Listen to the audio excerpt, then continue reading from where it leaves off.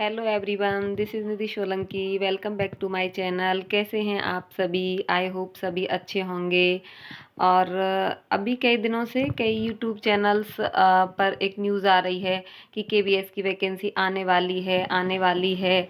तो मुझे लगता है कि शायद अब आ जाए, क्योंकि हमें 4 साल हो गए हैं वेट करते करते। ये काफ़ी एक लॉन्ग टाइम है। जितने भी एस्पायरेंट हैं जो तैयारी कर रहे हैं इसके लिए, तो 4 साल का जो टाइम होता है वो काफ़ी लंबा होता है। क्योंकि अगर जब हम अपनी इतनी सारी पढ़ाई कर लेते हैं, 10th 12th graduation plus DElEd है या बीएड है, तो ये एक टाइम इतना लंबा हो जाता है। एज 24 25 अराउंड हो जाती है। फिर जॉब की तो नीड सभी को होती है, लेकिन गवर्नमेंट की कुछ पॉलिसीज़ हैं। पहले केवीएस हर साल वैकेंसी निकालता था, लेकिन अब इंतज़ार बहुत लंबा हो गया है। 4 साल हो गई। 2018 में हुआ था लास्ट पेपर जो था, और गवर्नमेंट का जो यूपी प्राइमरी का जो था वो भी 4 साल पहले ही हुआ था। तो ये एक काफ़ी लंबा टाइम है सभी के लिए, जितने भी हमारे जैसे बच्चे हैं जो इनके लिए प्रिपरेशन कर रहे हैं। तो उनकी जो हिम्मत है ना, वो एक तरीके से टूट चुकी है। तो अभी कई दिनों से कई चैनल्स पर ये आ रहा है कि केवीएस की वैकेंसी शायद इस वीक आ जाए, लेकिन ये वीक भी चला गया कि नेक्स्ट वीक में आ जाए। तो संभावना है कि वैकेंसी आ जाए, और जल्दी ही आ जाए तो अच्छी बात है। क्योंकि जो बच्चे अभी भी जो डटे हुए हैं मैदान में, और जो अभी भी अपनी तैयारी कर रहे हैं, तो उनके लिए ये टाइम जो है वो बहुत ही अच्छा होने वाला है। अगर वैकेंसी आ जाती है तो वो अपनी प्रिपरेशन को एक नई दिशा दे सकते हैं।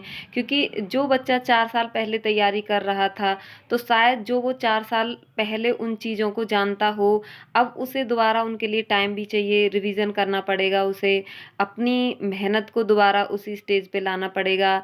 तो एक और न्यूज़ आ रही है कि इसमें बीटीसी वालों को एलिजिबल किया है प्राइमरी में, और बीएड वालों को। अभी से यूट्यूबर्स सभी इस पर वीडियो बना रहे हैं, लेकिन मुझे लगता है कि जब बीटीसी वाले जो हैं वो जूनियर के लिए एलिजिबल हो सकते हैं, या बीएड वाले प्राइमरी के हो सकते हैं। जब एक बार ये सारी चीज़ें हो गई, तो अब पता नहीं, डिपेंड करता है केवीएस बीएड को प्राइमरी में लेता है या नहीं लेता है। क्योंकि अगर लास्ट टाइम की तरह हुआ तो बीएड वाले एलिजिबल हैं, अगर नहीं हुआ तो नॉट एलिजिबल हैं।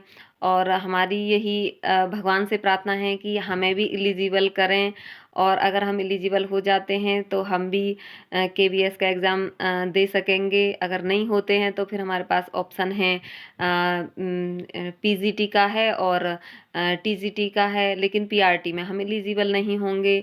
तो मैं यही रिक्वेस्ट करती हूँ सभी से कि जो भी वीडियोस आ रहे हैं कि कौन एलिजिबल है कौन एलिजिबल नहीं है इन टॉपिक्स पर, और वैकेंसी आने वाली है, तो ज़्यादा हम इन चीज़ों पर ध्यान ना देकर अपनी स्टडी पर फोकस करें। अपनी स्टडी को आगे, जो टॉपिक्स हमसे पहले छूट चुके हैं हम उन्हें दोबारा से रिवाइज करें, या जहाँ हमारी कमियां रही थी, हम नहीं कर पाए थे किन्हीं कारणों से, या जो हमारा जो गलत पॉइंट रह गया था, या जिन चीज़ों को हमें देखना था।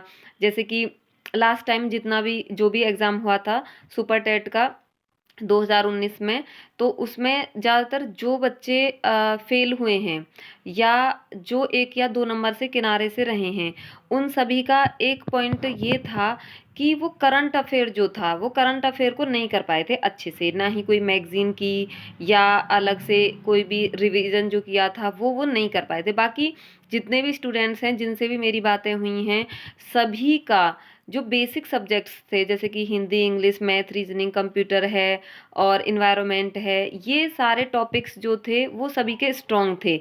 लेकिन इसमें टोटल सभी का मिला के अगर हम करें तो 60 मार्क्स का जो है जीएस और करंट का हो जाता है, 60 नंबर का। तो जो ये 60 नंबर वाला जो पोर्शन था, तो ज़्यादातर बच्चों के जो मार्क्स हुए थे वो इसी पोर्शन में डाउन हुए थे। तो अब की बार हमें क्या करना है, हमें उस गलती को रिपीट नहीं करना है, और हमें एक सीट अपनी पक्की करनी है।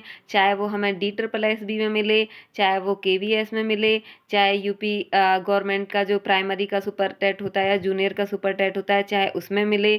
और अब टाइम भी बहुत हो चुका, 4 साल एक लॉन्ग टाइम है जो हमने इसी इंतज़ार में बिताया है कि वैकेंसी आ जाए, वैकेंसी आ जाए, वैकेंसी आ जाए, तो अब शायद उम्मीद है कि 2023 में सभी को वैकेंसी देखने के लिए मिले और जितने भी स्टूडेंट्स हमारे जैसे हैं जो तैयारी कर रहे हैं तो वो अपनी तैयारी शुरू कर दें। Thank you.